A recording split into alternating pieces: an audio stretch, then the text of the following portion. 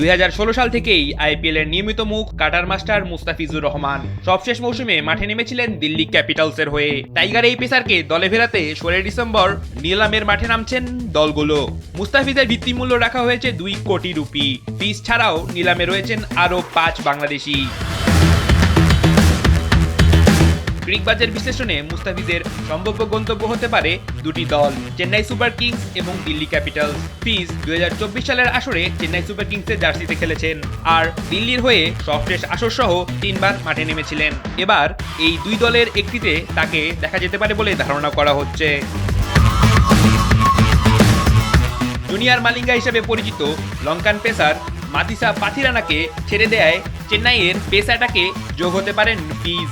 দলটির হয়ে 2023 মৌসুমে তিনি খেলেছেন 9টি ম্যাচ, যেখানে শিকার করেছেন 14টি উইকেট আর 4 উইকেটে 29 রান নেয়া সেরা বোলিংয়ের পাশাপাশি রয়েছে তার ইকোনমি রেট 9.26 এবং তার গড় ছিল 22.71। নিলামে চেন্নাইয়ের জন্য স্লট ফাঁকা আছে 9টি, এর মধ্যে 4টি স্লট বিদেশি ক্রিকেটারদের।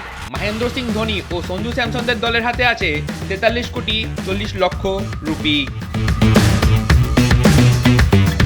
দিল্লি ক্যাপিটালসের হয়ে গত আসরে শেষ দিকে যুক্ত হয়ে 3টি ম্যাচ খেলেছেন ফিজ।